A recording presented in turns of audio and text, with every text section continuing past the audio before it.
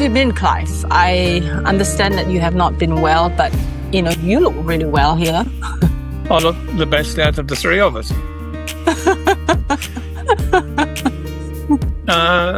It's all on the surface. What goes on underneath is a different story altogether. Okay. So I'm still dealing with a lot of issues from the treatment that I've had over the last 12 months. It's been nearly 9 months since I had my last treatment, which was an operation which basically stuffed my body up to the point where I'm barely eating and then having to deal with the after effects of eating, because it's all related to the esophagus, which is where the original tumor was. Yeah. And now they've told me there's something in my lung, and so it's dealing with all that uncertainty. Okay. And trying to stay positive and trying to stay on track and trying to make small meals at 7 different times of the day. Yeah. That have got nutritional value. Okay. So I've lost nearly 30 kilograms. It's every woman's dream to have my weight loss. It's what we work towards. 30 is like one person, It's almost one person. I think I've got 2 persons left in my tank before it all runs out. So I'm I think I'm approaching 70 kilograms where I was 100, give or take. So I've lost a lot of weight over the last 12 months. Okay. And lost a lot of appetite and desire and sense of having a future. Yeah. So the future is now, every minute. Yeah. I can't look very far forwards. Okay. Well, I understand that you have a trip coming up. In the air at the moment. Okay. So to speak. It would have been in the air. But yes, I'm having to calculate the risk that I take of being unwell and arriving on time and doing a job at the same time. Yeah. So having the energy. Okay. I mean, you'd know all about energy. Yeah. And it's not so much about having the energy to walk upstairs, just the energy to deal with our own stuff as well as other people's stuff. Yeah. Okay. Well,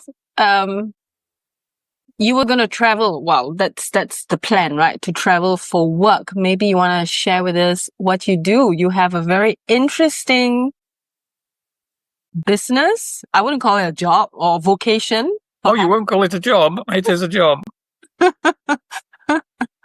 It's a calling, right?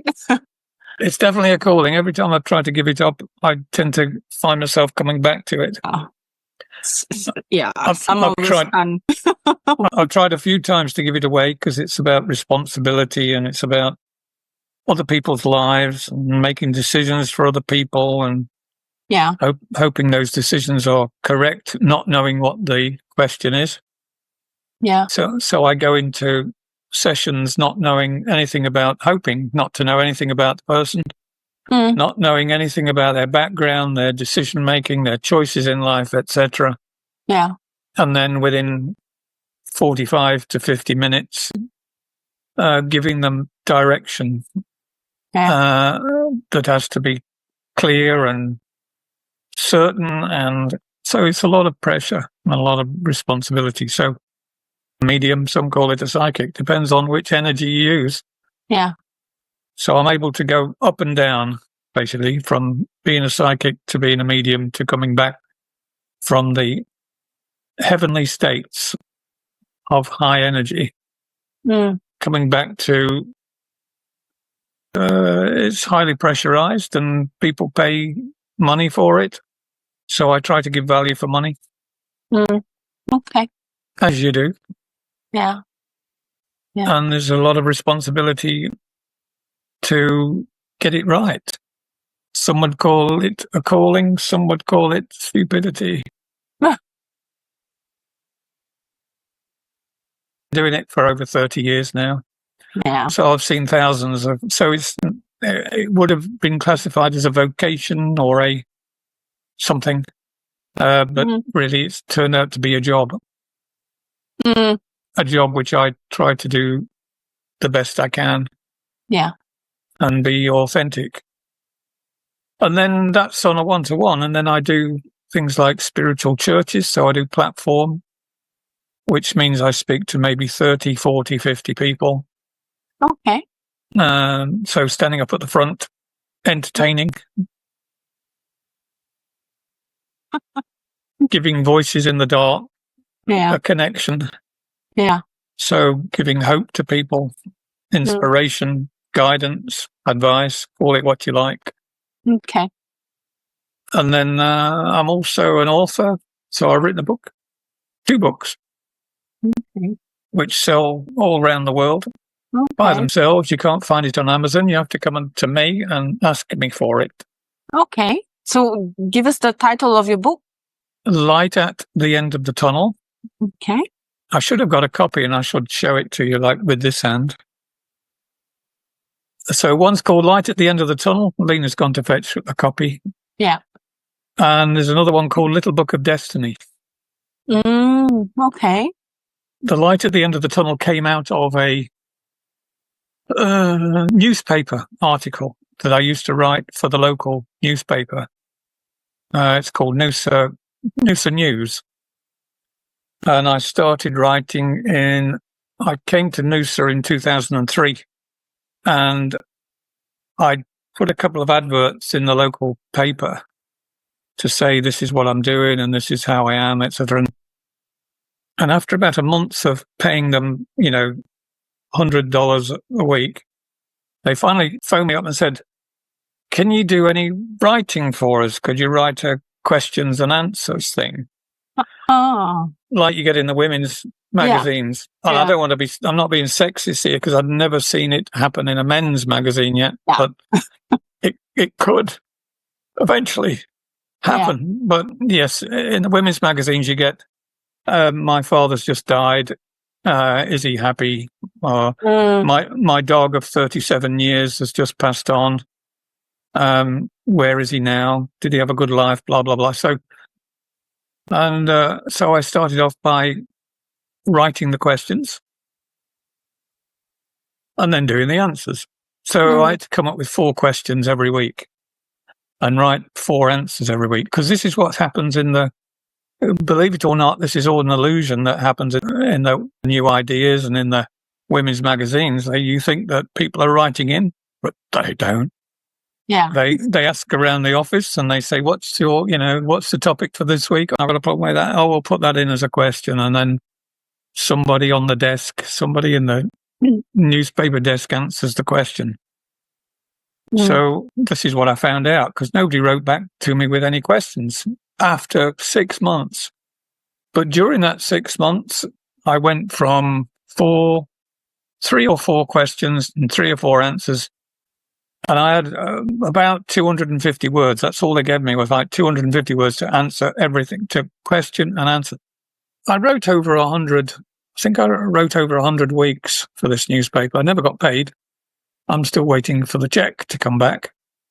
But after about 2 years, I believe, Rupert Murdoch. Have you heard of Rupert Murdoch? Yeah. I don't want to slander him, but Rupert Murdoch came in and bought the newspaper and said anybody that's not a proper journalist can go by. And so my piece in the paper, and at that point in time, after 2 years, was up to 1,000 words. And I was getting stopped in the street. I was getting emailed. It was saying, I only read the newspaper because of your article. Because basically it was full of adverts for rust and car manufacturers and stuff. So it was just local air conditioning stuff. But And there were a few articles about the state of the weather, the state of Noosa. But they were all very general. Nobody really took any notice. So I had to pick up the newspaper because of the articles that I was writing. And they were saying how wonderful they were. That's what I should have said to you, that they were really good. And they just kept doing that. Then, of course, along came Rupert, in all his wisdom, bought the newspaper out. And he bought a lot of the newspapers out on the east coast of Australia at that time. And, so you compile all the stories into a book? That's what I did. Nice. I got a good 100, I think. And I thought, I think in the book there's 52 chapters, so there was one for every week. And they relate right from A to Z. I didn't do the Z. There wasn't a spiritual word with Z in it, just at the beginning. But it started with acceptance, I remember. But it also gave a bit of background to my dealings and my sessions and my work and my development over the 30-odd years that I've been doing it. So, yeah, the book has sold over 5,000 copies. Nice. Off the desk. Yeah. So now I just take them everywhere I go and people go, oh, I'll have one of those. And they sell. Okay. So it's... Yeah. So cool. And then I also wrote this little book called Little Book of Destiny, which is it's about 50 or 60 pages. It's only small. Keep it in your handbag. And if you have a problem about what colour dress you're going to buy, you just open up the book and say, yeah, be something. So it gives you direction and it gives you guidance. Okay. And it's a little book that you can carry around with you. It's much lighter than an oracle deck. Absolutely. You just think of something and then you open the page and it gives you the answer. Oh. And 99% of the time, it actually gives you the right answer. Nice. So, yeah, that's also sold. I just actually had that reprinted only about a year ago. So, yeah, the books sell. I don't sort of advertise them very often, but they go and people are happy to have them and they give me their feedback and they say, this book has helped me. And, I know a father of a family who bought 8 copies for his family because he recommended it. So, yeah, this is a great book. I'm going to give it to all my family members to read. Nice. So, Alina, do you have the books to show? No, I can't find it, Clive. I've given it to you for something and I don't know where it is. There's two. There's one on the desk in the little alcove. You know the alcove? So for our listeners, if they want to purchase the books, they can go to your website? They can just email me. Email you. Okay. We'll have your email address in the description below. That's one of the old-fashioned ways is email, I'm afraid. Or you can text me. Oh, here we go. Oh, yes, I also did meditation CDs. Yeah. There's the light at the end of the tunnel. Okay. It says, let's see if I can get it to say anything. Oh, yeah, simple philosophy for everyday living. Can you see that? Yep. Strategies for all. So it deals with a lot of things, but one of the things I've had a lot of trouble with, trying to convince people with, or it's been lost, is that one. Yeah, not so common, yeah? Not so common. It's gone out of fashion. And then this is the other little book I was telling you about, the Little Book of Destiny. Okay, and inside, let's see what the word is for today. My word is for today is, and this is what I'm doing is, I'm being adventurous. Having never done this before. Having never met you before. Very nice. Yep.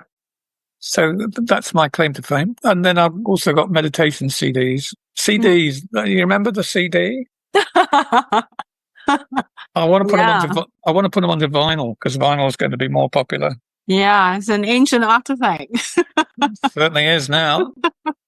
I hated CDs when they first came out because I was well into music all the way through my life. I used to have a big record collection of vinyl from the 1960s, 1970s. But I had this memory the other day of my mum. She used to have a gramophone. I don't know whether you know what a gramophone is. You probably know in Singapore because they still do old-fashioned stuff there, don't they?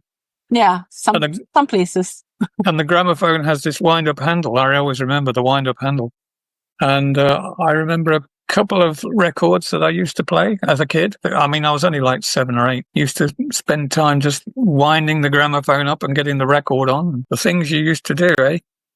It's so different now, right? When kids want to listen to music, when we want to listen to music right now, we just search for it on Spotify, YouTube, or whatever, and it's there, right? We don't have to work for it. We don't need to wind it up. You used to be able to go into record shops, and there is an area of music in Singapore, as I remember, underneath one of the plazas, and there's like every shop sells guitars. So I never really found a good record shop. If there was one, then it must have been hiding in the suburbs somewhere, but I could never find anything in Singapore when it came to music. Yes, there's the old Chinese violinist sitting on the street going, and like that, but that was about the height of musical endeavor. And then, of course, there used to be I used to see a few people that looked like Elvis Presley walking around the streets in Singapore because all the men had the big black bouffant hair, and they always liked to look like somebody out of Elvis movie. I think you were hanging out in strange part of Singapore. Stamford, I think it's called Stamford Street, near the Peninsula Plaza. Yeah, Peninsula. That area is, yeah. When was the last time you were in Singapore? Now you're asking. 2016, 17, maybe. Okay, it's really different now. That whole area, Stamford, Peninsula, it's really different. Yeah. So, Alina, how is like living with someone who is a psychic? Interesting. This is very normal. Yeah. Very normal. Yeah, it is. I can predict when it's going to be windy. Oh, stop it. And then she says, no, it's not.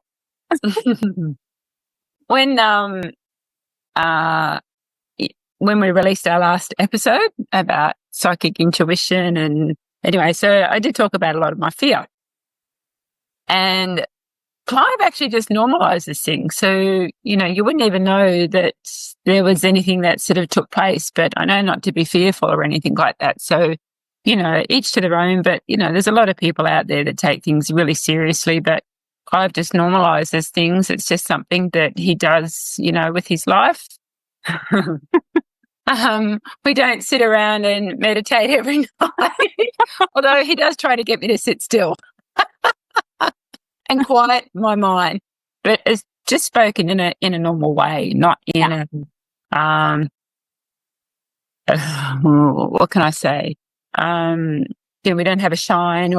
We don't have anything like that. It's just normal, so you wouldn't even know. So if we hear a bang or anything like that, he goes, "Oh, ghost." And I went, "Oh, they're your friends, not mine."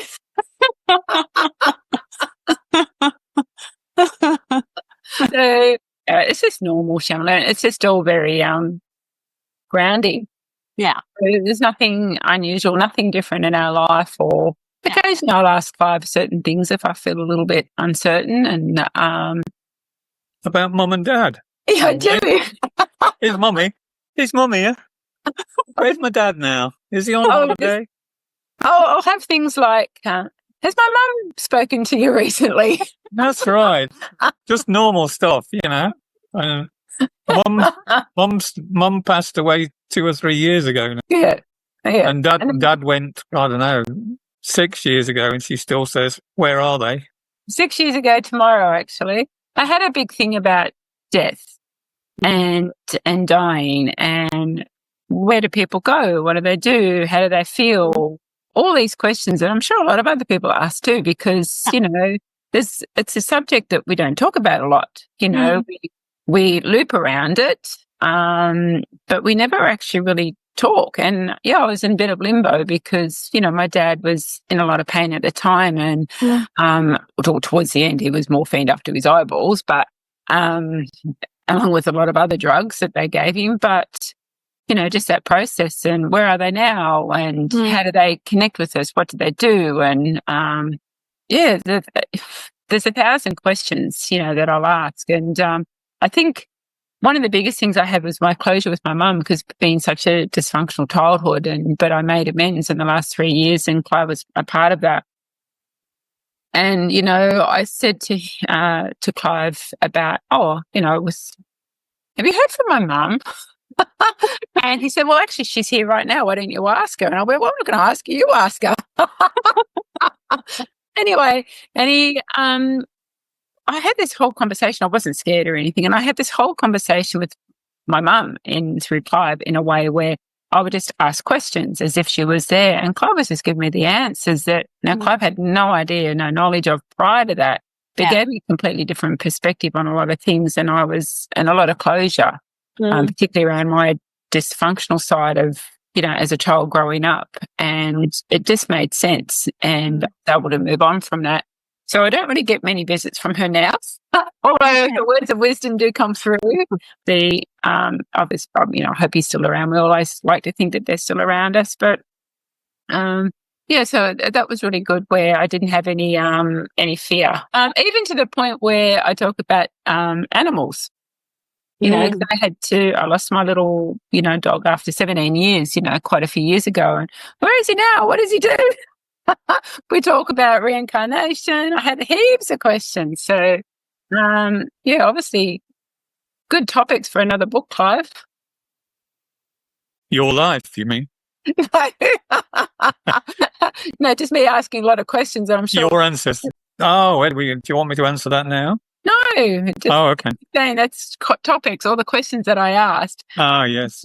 Conversation. So, Yeah. Yeah, but I think one of the major things is, you know, I've always been conditioned to keep busy all the time. And, you know, if I'm not busy, I was bludging, so to speak. So I've had to really learn it's okay to rest the body and just talk about the mind and the body as two separate things as well, because, you know, if the mind's too overactive, then the body will soon let you know. Yeah. Yeah.